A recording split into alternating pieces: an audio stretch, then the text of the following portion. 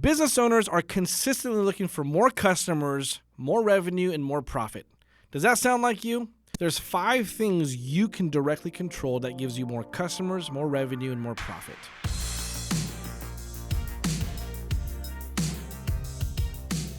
It's actually in a formula. We actually got this from the book called The One-Page Marketing Plan, and I bet you it's in other literature before that, but this is where we got it, and we teach it so religiously to our clients because most of the bottlenecks in your business will come from one or more of these 5 things.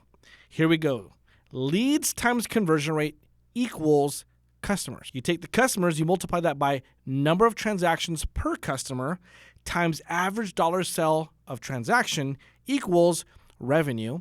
And you take your revenue and you multiply that by your profit margin, and that gives you your profit. There's multiple areas to that formula. The first one is leads times conversion rate equals customer. Let's just take that chunk for a second and let's break that down. I'm noticing that a lot of business owners, when they're struggling with anything, say, I need more leads.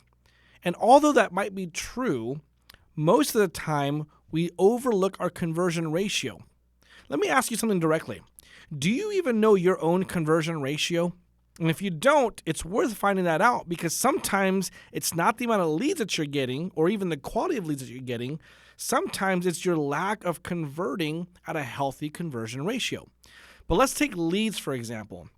Here are a few things to think about when it comes to leads that will help you convert better. Number 1, do you know how to qualify your leads? Do you even know what quality leads are for your business?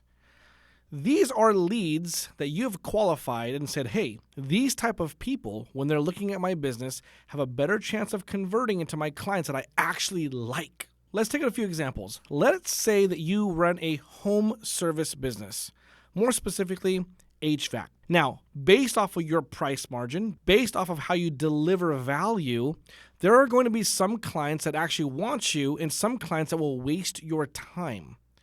You figuring out, ideally, who you like to serve best is qualifying leads. Some qualifications could be they have to be in a certain income bracket, a certain age range, a certain type of house that you like to work on, a certain type of personality.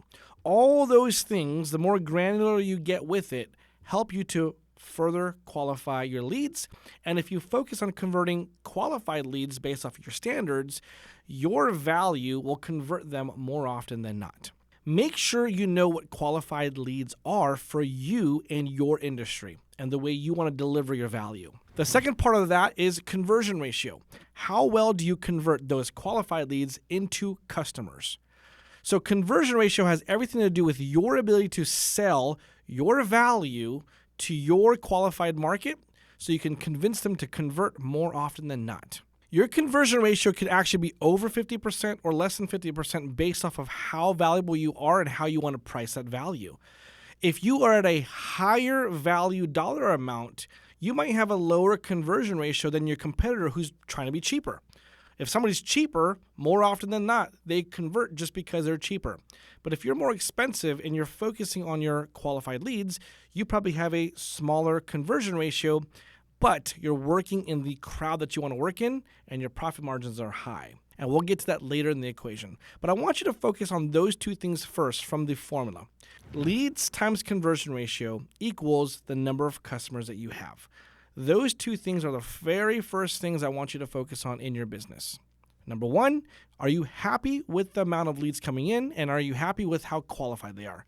Number 2, based off of your sales skill and your team sales skills, do you feel very confident that your conversion ratio is where it needs to be? Whether it's 50%, 60%, 100%. Here's a couple of tricks. If you want to go for higher profit margins, you're going to be way more expensive and your conversion ratio is going to be lower. If you're looking to scale your business, your price range might be good where it's at, but your profit margins are going to be higher, meaning you're pushing for more sales. Either way, find out where you're at in business and just know that leads multiplied by your conversion ratio equals customers. Here are a couple of things. Depending on the business that you have, you might have to test and measure that first part of the formula every month or every quarter. Let me give you an example why. There are businesses that get customers and leads on a daily basis, And there are businesses that get leads a lot less often, and they convert in about 2 to 3 months from getting that lead. So they just have a longer sales cycle. As an example, a plumber may get 7 calls in a day and probably can convert 5 of them in a day because they're more on an emergency basis service. Rather than a web designer who talks to a client, then the next meeting they position them, then they find out what they need, and the website might be done in about 3 or 4 months when they finally get that final check. So you have to know your business and the cycle of sales in order to measure your conversion ratio. So based off of that, you might have to decide, I got to measure this on a weekly basis, a monthly basis, or a quarterly basis. But whether you choose one or the other, make sure you consistently measure it that way so your numbers and percentages are very accurate.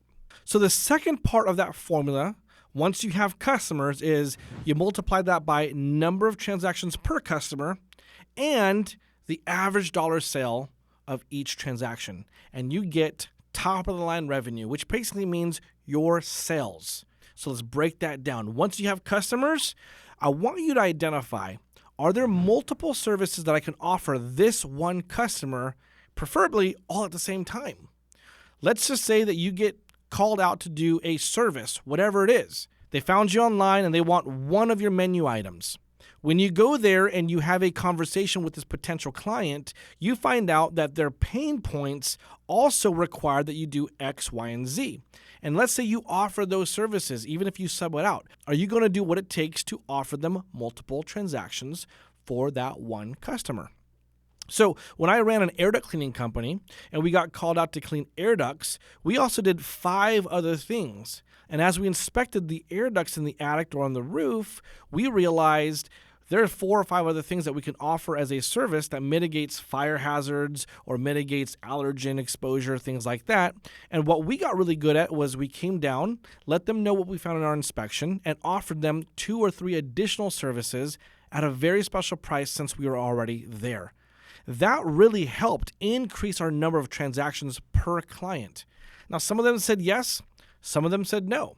But because we were so good at offering multiple services per client, our upsells went through the roof and our formula was positively affected because of that habit we created. So when you have your customers, you want to multiply it by number of transactions per client. And if you're not good at it, let's say you're a little embarrassed, maybe a little shy, maybe you think that if you do that, you're going to come across salesy, trust me, you have a moral obligation to let your clients know if they need any additional services and at least mention that you do that and give them an opportunity to sell. You'd be surprised that if you did that more often than not, people are very willing to buy more from you, especially if you establish some trust in the beginning. That's why it's important to have conversations and build relationships and just build trust from the very beginning. So you take number of transactions per customer and you multiply that by your average dollar sell per transaction. Now, if you don't know how to get the average dollar sell, this is how you do it. In the time frame that you're measuring, add up every single sell that you did and multiply it by how many transactions it took to make that sell, and the number you get is your average dollar per transaction. So now that you have your average dollar sell, you can put all those numbers into the formula. So now that you have your number of customers, you multiply that by number of transactions, multiplied by your average dollar sell, and now you have your top of the line revenue, what you sold, and theoretically what has been deposited in your bank account. When you have your revenue, it's all fun and games, but let me tell you something. Revenue is vanity, profit is sanity. Now, in order to get profit, you need revenue, so that's why that comes first. Once you have your revenue, you need to know how much your business is going to keep. That is your net profit margin. Now, it's on you as a business owner to make sure that you are tracking your profit margins correctly. We're going for a net profit, meaning at the very end, what is left over to either reinvest or to keep as cash flow. So things that positively affect your profit margin are things like this: learning how to budget, making sure that you price your jobs out correctly. Think of everything that goes into selling a job, okay? Do you have labor in there? Do you have materials you need to buy? Are there any special variable products or services that you need to buy in addition to those services that you offer in order to make it happen.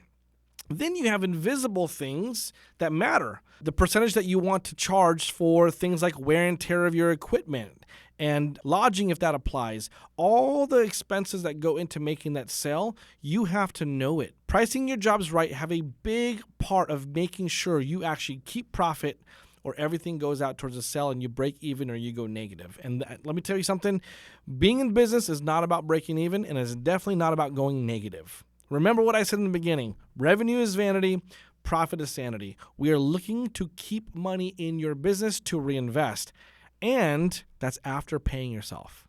So you have to figure out how to pay yourself too in business. Okay, so budgeting. Budgeting is another area that most entrepreneurs either ignore or don't even pay attention to.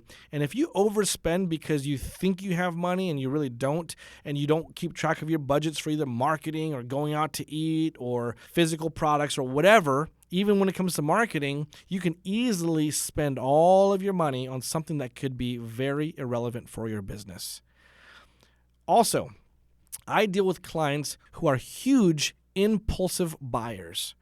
I have this one videographer, for example, who every time there's something new, any type of equipment, any type of computer system, he just has to have it. And I talk to them about taking a pause and waiting a few days to let the emotions subside. And if they feel like they really need it at that point, then they can consider buying that equipment. This happens with all my contractors. I'll tell you what, contractors, when they walk down Home Depot and they feel like they need every single tool, that's a problem. Make sure you budget for those special purchases. I'm not saying you can't get anything new, but if it's not part of your budget and you have to run your business, make sure that you're not sabotaging your profits by impulsively buying things that maybe you need, but maybe not right now. Budgeting is huge when it comes to keeping a profit margin. And lastly, what actually helps your profit margin is making sure that you're continuously selling jobs at the right price. You know, you can actually price everything right, but if you don't make enough money or you don't have enough jobs to make enough money, that will literally hurt your profit margins because there's not enough jobs being done to make a profit. And you're probably the highest charging person in your industry, maybe. I don't know. That could be you. So ladies and gentlemen, there you have it. That's the 5 ways formula. That's 5 areas that you could directly influence to get more customers, more revenue, more profit. I actually have a PDF version of that formula. If you want it, check the descriptions below and click the link. It'll navigate you to where you can actually download the PDF and start using the formula to not just look at your past numbers, but start to project your future numbers. Stay strong.